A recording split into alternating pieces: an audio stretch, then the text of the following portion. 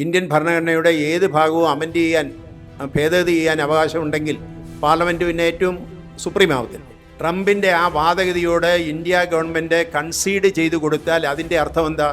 ഇന്ത്യയുടെ സോവറിനിറ്റി, പരമാധികാരം നഷ്ടപ്പെട്ടു എന്നാണ്. പാർലമെൻ്റ് അല്ല സുപ്രീം, ഏറ്റവും പരമാധികാരത്തോടു കൂടിയുള്ളത് ഇന്ത്യൻ ഭരണഘടനയാണ്. മതത്തിൻ്റെ പ്രൊമോഷന് വേണ്ടിയോ അവരുടെ വളർച്ചയ്ക്ക് വേണ്ടിയോ കൊടുക്കാൻ പാടില്ല, അതിനുപയോഗിക്കാൻ പാടില്ല എന്ന് ആർട്ടിക്കിൾ 27 കൃത്യമായി രേഖപ്പെടുത്തി. പൂർണ്ണമായ വയലേഷനാണ് ഇപ്പോൾ അയോധ്യയിലെ നിർമ്മാണത്തിൻ്റെ കാര്യത്തിലായാലും വേറെ എവിടത്തെങ്കിലുമൊക്കെ ആണെങ്കിലും അവിടെ എല്ലാം നടത്തുന്നത്.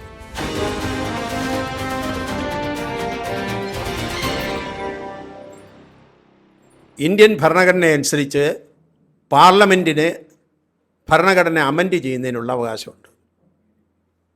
ആർട്ടിക്കിൾ 368 പ്രകാരം ഇന്ത്യൻ ഭരണഘടന ഭേദഗതി ചെയ്യുന്നതിന് പാർലമെൻറ്റിന് അവകാശമുണ്ട്. ഇപ്പം നടക്കുന്ന ഒരു വലിയ ചർച്ച, ഞാനത് ഈ സന്ദർഭമായതുകൊണ്ട് സൂചിപ്പിക്കുന്നു എന്നേ ഉള്ളൂ. നമ്മുടെ കേന്ദ്ര മന്ത്രിമാർ പോലും അത് നിയമമന്ത്രി ഒരിക്കൽ പാർലമെൻറ്റിൽ പറയുന്നത് നമ്മൾ ചാനലുകളിൽ കൂടി കേട്ടു, പത്രങ്ങളിൽ കൂടി, മാധ്യമങ്ങളിൽ കൂടി വായിച്ചു. പാർലമെൻറ്റിന് ഏതും അമെൻഡ് ചെയ്യാൻ, ഭരണഘടനയുടെ ഏത് ഭാഗവും അമെൻഡ് ചെയ്യാൻ അവകാശമുണ്ട് എന്നാണ് പാർലമെൻറ്റ് അംഗം കൂടിയായ കേന്ദ്രമന്ത്രി കിരൺ റിജിജു അദ്ദേഹം പറഞ്ഞത്. മുൻ ഉപരാഷ്ട്രപതി ജഗദീപ് ധൻഖർ അദ്ദേഹവും അതേ നിലപാട് ഒരിക്കൽ എടുത്തിരുന്നു. പാർലമെൻറ്റിന് ഇന്ത്യൻ ഭരണഘടനയുടെ ഏത് ആർട്ടിക്കിളും അമെൻഡ് ചെയ്യാൻ, ഭേദഗതി ചെയ്യാൻ അവകാശമുണ്ട് എന്ന അഭിപ്രായക്കാരായിരുന്നു അവരെല്ലാം. അപ്പോൾ അങ്ങനെ പാർലമെൻറ്റിന് ഇന്ത്യൻ ഭരണഘടനയുടെ ഏത് ഭാഗവും അമെൻഡ് ചെയ്യാൻ, ഭേദഗതി ചെയ്യാൻ അവകാശമുണ്ടെങ്കിൽ പാർലമെൻറ്റ് പിന്നെ ഏറ്റവും സുപ്രീമാവത്തില്ലേ? പാർലമെൻറ്റ് സർവാധികാരത്തോടു കൂടിയ ഒന്നാവത്തില്ലേ? ജനപ്രതിനിധികളടങ്ങിയ പാർലമെൻറ്റിന് ഇന്ത്യൻ ഭരണഘടനയുടെ ഏത് അനുച്ഛേദവും ഏത് ആർട്ടിക്കിളും ഭേദഗതി ചെയ്യാൻ കഴിയുമോ കഴിയില്ലയോ? അപ്പോൾ ആരാണ് വലുത് എന്നുള്ള തർക്കം.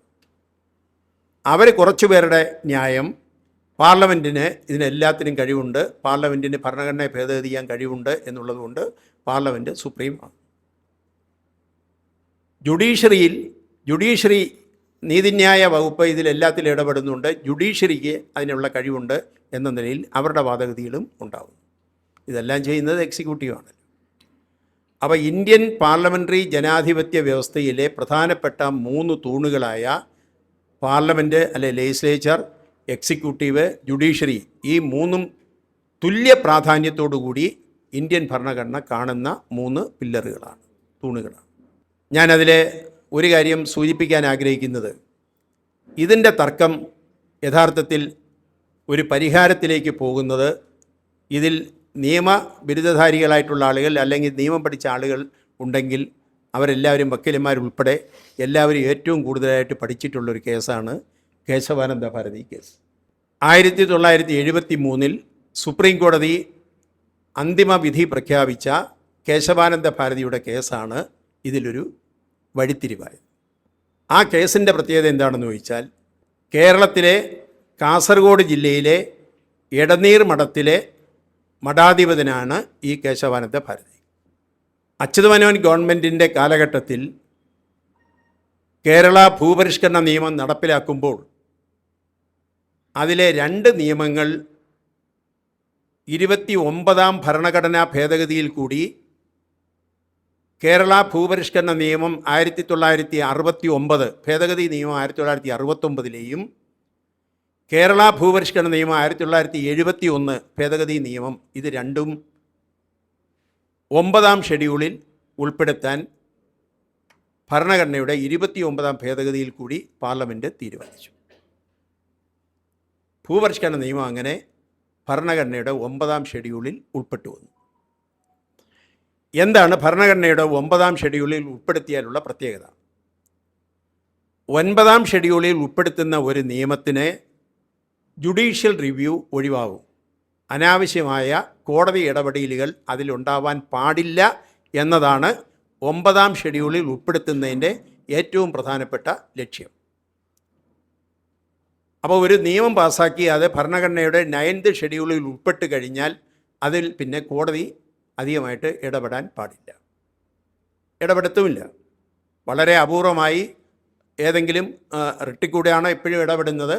അതിൽ തന്നെ എന്തെങ്കിലും ഭരണഘടനാപരമായ ഫണ്ടമെൻ്റൽ റൈറ്റ്സുമായി ബന്ധപ്പെട്ട ചില വിഷയങ്ങളൊക്കെ വരുമ്പോഴാണ് വളരെ വളരെ റെയറസ്റ്റ് ഓഫ് ദി റെയർ ഒക്കേഷനിൽ 9th ഷെഡ്യൂളിൽപ്പെട്ട നിയമങ്ങളിൽ കോടതി ഇടപെടുന്നത്, അല്ലെങ്കിൽ ഇടപെടുന്നില്ല. അങ്ങനെ 29ാം ഭരണഘടനാ ഭേദഗതിയിൽ കൂടി കേരള ഭൂപരിഷ്കരണ നിയമത്തിൻ്റെ 2 ഭേദഗതി നിയമങ്ങളും 9ാം ഷെഡ്യൂളിൽ ഉൾപ്പെട്ടപ്പോൾ എൻ്റെ ഫണ്ടമെൻ്റൽ റൈറ്റ്സിനെ ബാധിക്കുന്നു എന്ന് പറഞ്ഞുകൊണ്ടാണ് കേശവാനന്ദ ഭാരതി കേസിന് പോയത്. ആ കേസിൽ അവസാനം സുപ്രീം കോടതി അത് ഭരണഘടനാ ബെഞ്ചിന് റെഫർ ചെയ്തു. ഭരണഘടനാ ബെഞ്ചിന് റെഫർ ചെയ്തപ്പോൾ ആ ഭരണഘടനാ ബെഞ്ചിൻ്റെ തന്നെ ഒരു പ്രത്യേകത, ഇന്ന് വരെ ഇന്ത്യൻ സുപ്രീം കോടതി രൂപീകരിച്ചിട്ടുള്ള ഭരണഘടനാ ബെഞ്ചിൽ ഏറ്റവും വലിയ bench, largest bench of the constitution, supreme court, അത് ഈ ഭരണഘടനാ ബെഞ്ചാണ്. 13 അംഗ ജഡ്ജിമാരുള്ള ഇന്ത്യയിൽ ഇതുവരെ രൂപീകരിച്ചിട്ടുള്ളതിൽ വെച്ച് ഏറ്റവും വലിയ ഭരണഘടനാ ബെഞ്ചാണ് കേശവാനന്ദ ഭാരതി കേസിന് വേണ്ടി രൂപീകരിച്ചത്.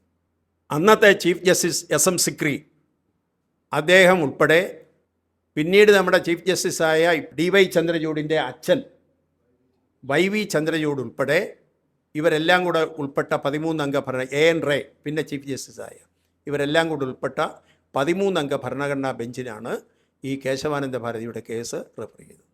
ആ കേസിൽ 13 അംഗ ബെഞ്ച് ഇതിൻ്റെ എല്ലാ വശങ്ങളും പരിശോധിച്ചപ്പോൾ ആ ബെഞ്ചിൻ്റെ ഭൂരിപക്ഷ വിധി പ്രകാരമുള്ള തീരുമാനം എന്ന് പറയുന്നത്, അങ്ങനെ പാർലമെൻറ്റിന് അനിയന്ത്രിതമായ ഒരവകാശം, അതിരുകളില്ലാത്ത അവകാശം പാർലമെൻറ്റിനില്ല. ഇന്ത്യൻ ഭരണഘടനയുടെ ഏത് ആർട്ടിക്കിളും അമെൻഡ് ചെയ്യാൻ ഇന്ത്യൻ പാർലമെൻറ്റിന് അവകാശമില്ല എന്ന് വ്യക്തമാക്കിയിട്ടുണ്ട്. അല്ലെങ്കിൽ തന്നെയും സംസ്ഥാന ലിസ്റ്റുമായി ബന്ധപ്പെട്ട് വരുന്ന കാര്യങ്ങൾ അമെൻഡ് ചെയ്താൽ പകുതിയിലധികം സംസ്ഥാനങ്ങൾ റാറ്റിഫൈ ചെയ്തെങ്കിൽ മാത്രമേ അത് നടപ്പിൽ വരാൻ കഴിയത്തുമുള്ളൂ. എന്നാൽ ഇവിടെ കോടതി വളരെ കൃത്യമായി 13 അംഗ ബെഞ്ച് അതിനുശേഷം ഇന്നുവരെ രൂപീകരിച്ചിട്ടുമില്ല. പിന്നെ രൂപീകരിച്ചിട്ടുള്ള എല്ലാ ഭരണഘടനാ ബെഞ്ചുകളും മാക്സിമം 9 വരെയാണ്. 13 പേരുള്ള ബെഞ്ച് പിന്നെ ഇതുവരെ രൂപീകരിച്ചിട്ടില്ല. അതുകൊണ്ടാണ് ഇതുവരെ ഉള്ളതിലെ ഏറ്റവും വലിയ ബെഞ്ചാണ്, ലാർജസ്റ്റ് ബെഞ്ചാണ് ഈ കേശവാനന്ദ ഭാരതി കേസ് ചർച്ച ചെയ്യും. അപ്പോൾ അതിൽ പാർലമെൻറ്റിന് ഇങ്ങനെ അനിയന്ത്രിതമായ ചരടുകളില്ലാത്ത ഒരവകാശം ഭരണഘടന ഭേദഗതി ചെയ്യാൻ ഇല്ല എന്ന് പറഞ്ഞ ആ 13 അംഗ ബെഞ്ച് ഒരു കാര്യം പറഞ്ഞു, ഭരണഘടന അവർക്ക് ഭേദഗതി ചെയ്യാം, പക്ഷേ അവിടെയാണ് ഒരു പുതിയ ഒരു കൺസെപ്റ്റ് സുപ്രീം കോടതി ഇവോൾവ് ചെയ്തത്. അതാണ് ബേസിക് സ്ട്രക്ചർ ഡോക്ട്രിൻ. ഭരണഘടനയുടെ അടിസ്ഥാന സവിശേഷതകളെ അമെൻഡ് ചെയ്യാൻ പാടില്ല. Basic structure of the constitution cannot be amended by the parliament എന്ന് വളരെ കൃത്യമായി ഈ 13 അംഗ ഭരണഘടനാ ബെഞ്ച് വ്യക്തമാക്കി. ആ ബേസിക് സ്ട്രക്ചറിനെ ബാധിക്കാത്തതാണെങ്കിൽ പാർലമെൻറ്റിന് അമെൻഡ് ചെയ്യാം. അപ്പോൾ അവിടെ വരുന്ന വിഷയം എന്തൊക്കെയാണ് ബേസിക് സ്ട്രക്ചർ? ഇന്ത്യൻ ഭരണഘടനയുടെ അടിസ്ഥാന സവിശേഷതകളായി, സ്വഭാവ സവിശേഷതകളായി വരുന്നത് ഏതെല്ലാം? അതിൽ ഒറ്റ സ്ട്രെച്ചിൽ കേശവാനന്ദ ഭാരതി കേസിൽ കൂടി മാത്രം എല്ലാ സവിശേഷതകളും ബേസിക് സ്ട്രക്ചറും കോടതി പറഞ്ഞതല്ല. അത് വളരെ ബൃഹത്തായ ഒരു ലിസ്റ്റ് തന്നെയാണ്. അതിൽ പലതും പിന്നീട് കൂട്ടിച്ചേർത്തിട്ടുമുണ്ട്. ബേസിക് സ്ട്രക്ചറിൻ്റെ ഭാഗമായിട്ട് വരത്തക്കവണ്ണം പല കേസിലെയും ചില കൺസെപ്റ്റുകൾ അതിൽ കൂട്ടിച്ചേർത്തിട്ടുണ്ട്. അന്ന് കേശവാനന്ദ ഭാരതി കേസിൽ 13 അംഗ ബെഞ്ച് പറഞ്ഞതിലെ ഏറ്റവും പ്രധാനപ്പെട്ട ഒരു കാര്യമാണ് ഇന്ത്യയുടെ സോവർണിറ്റി, പരമാധികാരം. അത് പ്രിയാമ്പിളിൽ വ്യക്തമായി പറഞ്ഞിട്ടുണ്ട്. ആ സോവർണിറ്റി ഇന്ത്യൻ ഭരണഘടനയുടെ ഏറ്റവും വലിയ ഒരു അടിസ്ഥാന സവിശേഷത തന്നെയാണ്. ഇന്ത്യക്ക് അങ്ങനെ പരമാധികാരമുള്ളപ്പോൾ ഇന്ത്യയുടെ കാര്യം തീരുമാനിക്കാനുള്ള അവകാശം ഇന്ത്യയിലെ ജനങ്ങൾക്കാണ്. ഇന്ത്യയിലെ ജനപ്രതിനിധികൾ അടങ്ങുന്ന പാർലമെൻറ്റിനും ആ പാർലമെൻറ്റ് തിരഞ്ഞെടുക്കുന്ന ഗവൺമെൻറ്റിനുമുള്ളതാണ്. ഇപ്പോഴാരെങ്കിലും കോടതിയിൽ പോയാൽ ഇന്ത്യ റഷ്യയിൽ നിന്ന് എണ്ണ വാങ്ങിക്കാൻ പാടില്ല എന്ന് ട്രംപ് പ്രഖ്യാപിച്ചു. അമേരിക്കൻ പ്രസിഡന്റ് ട്രംപ് അവിടെ ഇരുന്നുകൊണ്ട് പ്രഖ്യാപിച്ചു, ഇന്ത്യ റഷ്യയിൽ നിന്ന് എണ്ണ വാങ്ങിക്കാൻ പാടില്ല. അങ്ങനെ പറയാൻ ട്രംപിന് എന്താ അവകാശം? ട്രംപിൻ്റെ ആ വാദഗതിയോട് ഇന്ത്യ ഗവൺമെൻറ് കൺസീഡ് ചെയ്തു കൊടുത്താൽ അതിൻ്റെ അർത്ഥം എന്താ? ഇന്ത്യയുടെ സോവറിനിറ്റി, പരമാധികാരം നഷ്ടപ്പെടുന്നു എന്നാണ്. അപ്പോൾ അങ്ങനെ ഒരു പരമാധികാരത്തിലൊരു വിട്ടുവീഴ്ച ചെയ്താൽ അത് ഏതിനെ ബാധിക്കും? ഇന്ത്യൻ ഭരണഘടനയുടെ ബേസിക് സ്ട്രക്ചറിനെ ബാധിക്കും. അത് കോടതി ഒരു കാരണവശാലും അനുവദിക്കുകയില്ല. അതുകൊണ്ടാണ് ഞാൻ പറഞ്ഞത്, ഇപ്പോൾ ആരെങ്കിലും കോടതിയിൽ പോയി ട്രംപിൻ്റെ പ്രഖ്യാപനത്തോട് കേന്ദ്ര ഗവൺമെൻറ് എടുത്ത അതിനോട് കൺസീഡ് ചെയ്യുന്ന ഒരു നിലപാടിനെയും ചോദ്യം ചെയ്താൽ തീർന്നു. കോടതി അവിടെ ഉറപ്പായി ഇടപെടും. ഒരു തർക്കവും വേണ്ട.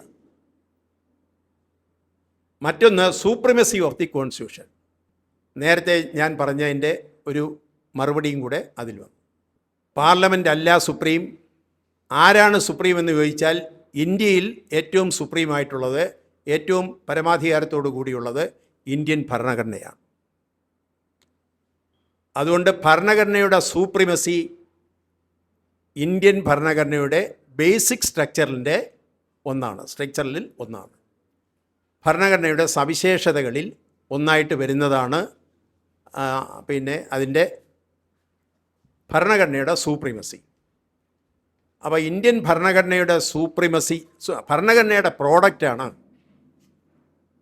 ഇന്ത്യൻ ഭരണഘടനയുടെ പ്രോഡക്റ്റാണ് ഈ പാർലമെൻറ്റും ജുഡീഷ്യറിയും എക്സിക്യൂട്ടീവും എല്ലാം. അതെല്ലാം ഭരണഘടനയുടെ പ്രോഡക്റ്റാണ്. ഇന്ത്യൻ ഭരണഘടനയുടെ ഉൽപ്പന്നങ്ങളാണ് ഇന്ത്യൻ പാർലമെൻറ്റും ഇന്ത്യൻ ജുഡീഷ്യറിയും ഇന്ത്യയുടെ എക്സിക്യൂട്ടീവും. അപ്പോൾ അവിടെ സൂപ്രിമസി ആർക്ക് പോകുന്നു? ഭരണഘടനയ്ക്ക് പോകുന്നു.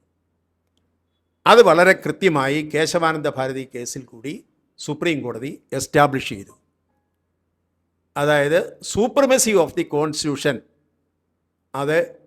അത് ബേസിക് സ്ട്രക്ചർ ഡോക്ട്രിനിൽ ഇന്ത്യൻ ഭരണഘടനയുടെ ഒരു സവിശേഷതയായി കോടതി അംഗീകരിച്ചു. മറ്റൊന്ന്, നമ്മുടെ പാർലമെൻ്ററി ഡെമോക്രസി എന്ന ഭരണ സംവിധാനം അത് മാറ്റാൻ പാടില്ല. ഇന്ത്യ പാർലമെൻ്ററി ജനാധിപത്യത്തിൽ വിശ്വസിക്കുന്ന ഒരു സംവിധാനമാണ്. അതിലൊരു മാറ്റം വരുത്താൻ പാടില്ല. അത് ആ ബേസിക് സ്ട്രക്ചറിൻ്റെ ഭാഗമായിട്ട്. പിന്നീട് കൂട്ടിച്ചേർത്തതാണെങ്കിലും ഏറ്റവും പ്രധാനപ്പെട്ട ഒന്നാണ് സെക്കുലാരിസം, മതേതരത്വം. അതാണ് പ്രിയാമ്പിളിൽ ആദ്യം പ്രിയാമ്പിളിൻ്റെ ഡിസ്കഷൻ നടക്കുന്ന സമയത്ത് സെക്കുലാരിസം എന്നുള്ള വാക്ക് അതിൽ ഉൾപ്പെടുത്തുന്നതിനെ സംബന്ധിച്ച് വലിയ ചർച്ചകൾ നടന്നതാണ്.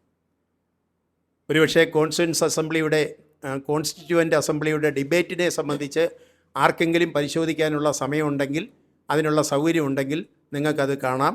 അതിൽ ഡോക്ടർ B.R. അംബേദ്കർ, ഡ്രാഫ്റ്റിംഗ് കമ്മിറ്റിയുടെ ചെയർമാനാണ് ഡോക്ടർ B.R. അംബേദ്കർ.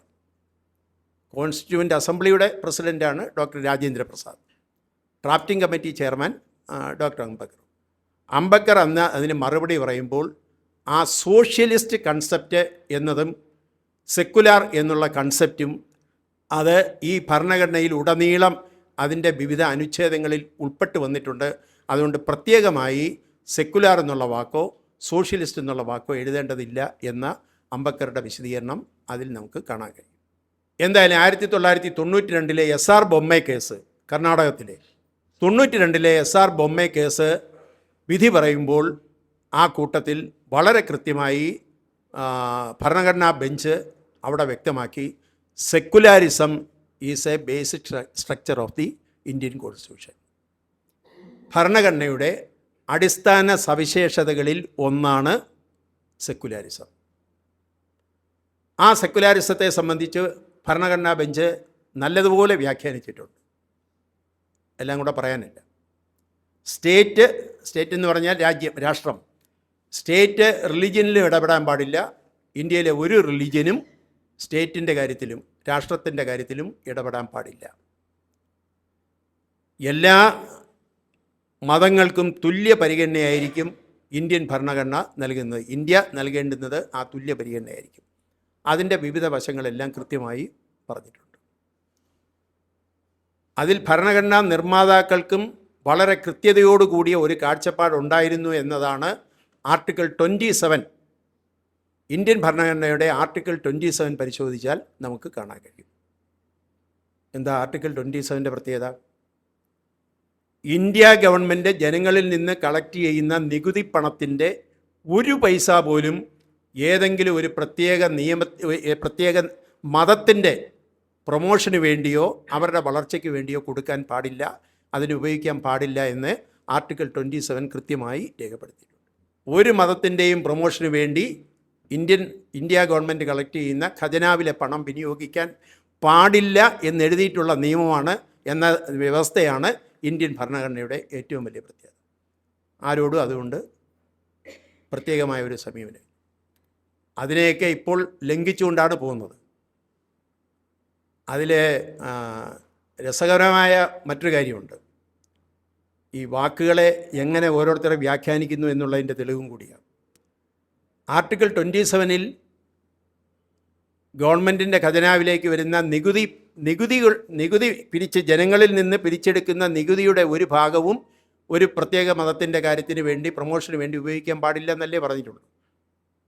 നികുതി അല്ലാതെ ജനങ്ങളിൽ നിന്ന് കാശ് പിരിച്ചാൽ സെസ്സായിട്ട് പിരിക്കുക, അല്ലെങ്കിൽ സർചാർജായിട്ട് പിരിക്കുക, അത് ഭരണഘടനയുടെ വകുപ്പ് വരുന്നില്ല. അത്ര വിദഗ്ധന്മാരാണ് ഇന്ത്യൻ ഭരണകർത്താക്കൾ എന്നുള്ളത് കൊണ്ട് അതും ഇപ്പം നമ്മുടെ മുമ്പിൽ വന്നിട്ടുണ്ട്. ഇതൊക്കെ ഇന്ത്യൻ ഭരണഘടനയിൽ എഴുതി വച്ചിട്ടുള്ള ഈ ആർട്ടിക്കിൾ 27ൻ്റെയൊക്കെ പൂർണ്ണമായ വയലേഷനാണ് ഇപ്പോൾ അയോധ്യയിലെ നിർമ്മാണത്തിൻ്റെ കാര്യത്തിലായാലും വേറെ എവിടത്തെങ്കിലുമൊക്കെ ആണെങ്കിലും അവിടെ എല്ലാം നടന്നുകൊണ്ടിരിക്കുന്നത്. ഖജനാവിലെ പണം ഒരു മതത്തിൻ്റെയും പ്രൊമോഷന് വേണ്ടി വിനിയോഗിക്കാൻ പാടില്ല എന്ന് വ്യക്തമായി എഴുതി വച്ചിട്ടുള്ള ഇന്ത്യൻ ഭരണഘടന നിലവിലുള്ളപ്പോൾ അതിൻ്റെ വയലേഷൻസ് തുടർച്ചയായി പല സന്ദർഭങ്ങളിലും ഇന്ത്യൻ ജനതയ്ക്ക് കാണേണ്ടി വരും.